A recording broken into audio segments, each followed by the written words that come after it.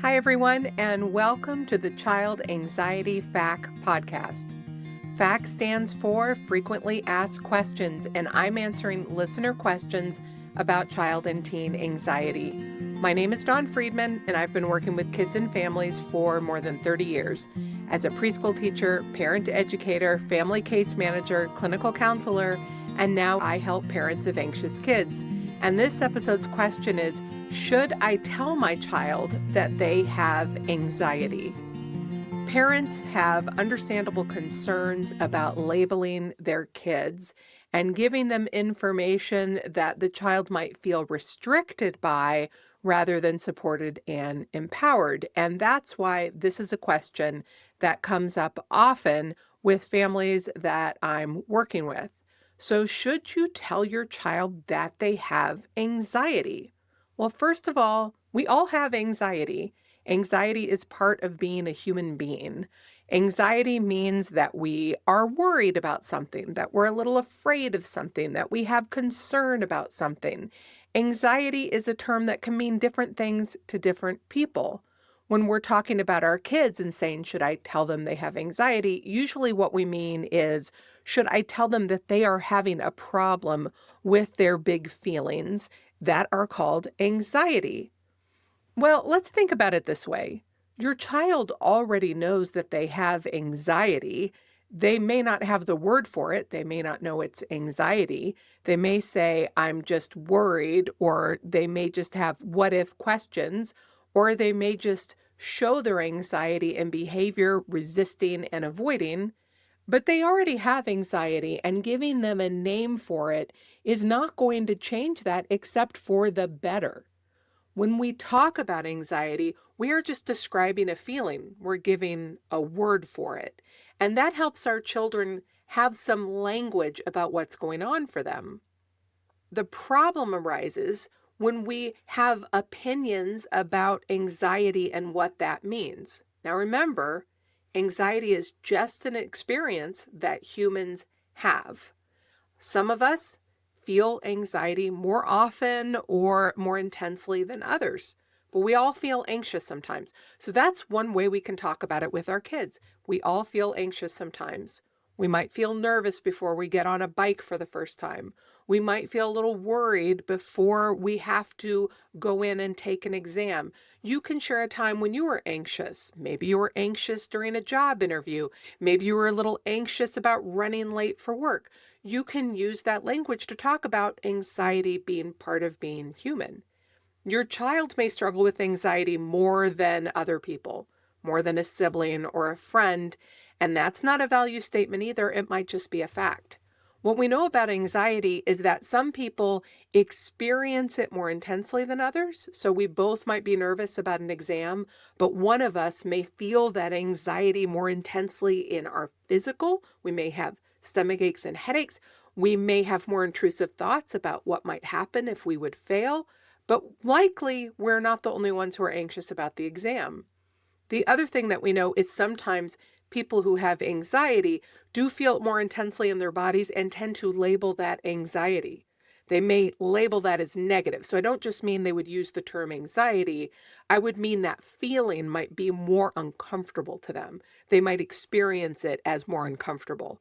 So we might have two people who are anxious about, say, going on a roller coaster for the first time and their stomach's kind of flipping and they're kind of shaky. And one person feels that as excitement. I'm excited. My stomach is flipping. I'm shaking because I'm so excited. And another person might experience that more negatively. They don't like that flippy stomach feeling. They don't like that shaky feeling. And so even though they are both having similar somatic feelings, they are interpreting them differently. So using the word anxiety is just a way to give your child a label for things. Now, we tend to have value judgments like, you don't need to be anxious, you are safe, or your anxiety means that you have a problem, like you have a disorder, like you have a diagnosis. And let's just keep it neutral. Anxiety is just a feeling, and if your child is using that in their language, we can just hear that they are describing an experience that we recognize as anxious. Okay? Now, remember, I've talked about this a lot, pretty much every episode. The issue with anxiety is not the anxiety itself. We're all going to feel anxious sometimes. It is the avoidance. And what I notice is that some people use the word anxiety to justify avoidance. And that can be us and that can be our kid. So they say, I don't want to do that. I'm anxious about it. Or we say, oh, you're anxious about it, so you don't need to do that. The avoidance is the issue, not the anxiety. The anxiety is just a feeling. We're going to start working on the avoidance. So don't worry so much about the language of anxiety and instead focus on anxiety as something we cope with. Anxiety is something we learn to work with. Anxiety is something we learn to overcome. Anxiety is an experience that we have. Avoidance is not the only outcome. Anxiety helps us understand why we want to avoid. Anxiety, that negative feeling, that jumpy belly that we don't like, might lead us to avoid things. We want to look into going towards it.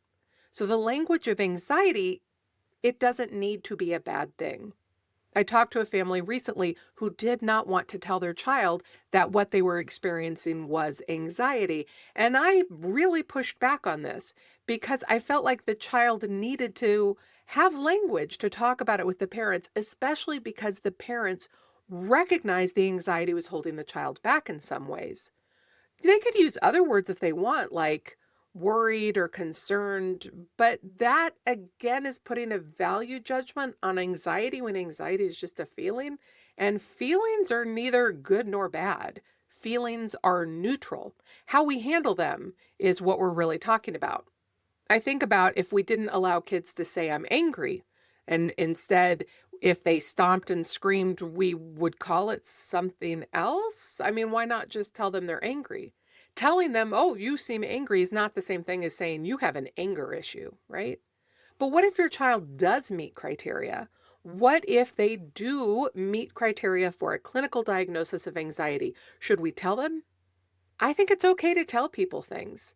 I think it's really important to tell kids things about themselves because I think that allows them to see, hey, something's not wrong with you. You're just having an experience that's predictable enough that we have a name for it.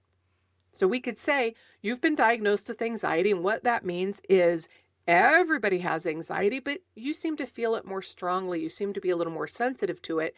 And this is an invitation for us to be working on it because some of us are more sensitive. Some of us do feel things more intensely, but those people can also come to it with greater intensity and feeling about bravery, about being strong. You might not always want to do it, but I know that you can. I've often had parents come and tell me, I don't want to tell my kid that they have a diagnosis of, say, a specific neurodiversity. I don't want to tell my child that they are autistic or that they have ADHD because I'm afraid that then they will think of themselves in this way and feel limited. And again, these are just descriptors of human experience. And when we tell people these things, we can tell them they are not their diagnosis. A diagnosis is just a descriptor of how people are experiencing and being in the world. And we get to claim them however we want. I know many people feel freed by having a label for their experience. I can remember this in my own small way. The first time I took the Myers-Briggs, which I think I was a sophomore or a junior in college. I think I was a junior.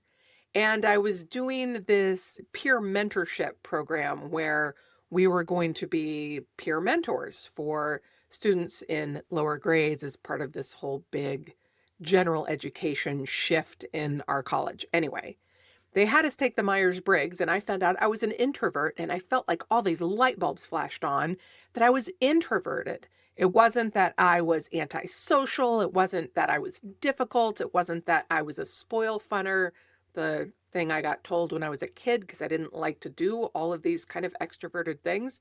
My brother and sister are both more extroverted than I am. I don't know if they would claim that label, but they're certainly more extroverted than I am. Anyway, I just found out, oh, I'm introverted. This is just how I operate. I don't need to fight it. I can just work with it. And that's what I think we can offer our kids. Hey, listen, you're really sensitive and you have some anxiety. We are going to work with your very nature. We're going to help you understand and deal with your anxiety. You feel things more intensely. That's just who you are. It's not a good quality or a bad quality. It's got a little bit of both, because to be human means that sometimes your greatest gifts can also be your greatest challenge. That's what I would like you to share with your kid. So should you tell your child that they have anxiety? Yeah, if they're anxious, but that's not the end of the story. And it doesn't mean that they will always have to claim anxiety as part of their label, as part of their identity. They can change it up as they go. You can let them know that too. You are allowed to claim the labels that make sense to you. However, I do sometimes meet kids who self-diagnose from TikTok. Well, grown-ups too. And I don't really have a problem with that because, again, these are just labels and maybe you do or don't meet clinical criteria, but maybe this gives you some tools. I get a lot of clients who, especially teens, who are like, I think I have ADHD, and they don't, but some of the ADHD tools work for them. So great, whatever. I mean, what do I care as long as they're finding things that help them and work with them? Even if the label doesn't quite make sense, they'll figure it out eventually. So I don't have a problem with that, but I do have a problem with it when these kids come to me and say, I can't because. I'd like them to say, I can, however. So if a child says, I can't do that because I have anxiety, I say, no, no, no, no, that's not how we're going to do that. You may have anxiety and you can do this. You might have to take a different path. You might need more care. You might need to try some things, but you can do these things. When they say, I can't do that, I have ADHD, and I say, hey, no, you can do that. You might need to do it differently, because this is not about limits. This is about understanding how to work with ourselves. So if your child says, I can't do that because they have anxiety, you say, hey, listen, I know that you struggle with anxiety and you can do it, and we're going to work on it. We all have to figure out how to deal with the very specific challenges that come, because we are this particular unique person with this particular strengths. And with those strengths come some, I don't want to say weaknesses. I'm just going to say some things are a little harder for us than they might be for somebody else. That's fine. We only need to figure out how to operate with who we are and who we are meant to be, and not let it limit us. So should you tell your child that they have anxiety? I say yes. If they do, you should.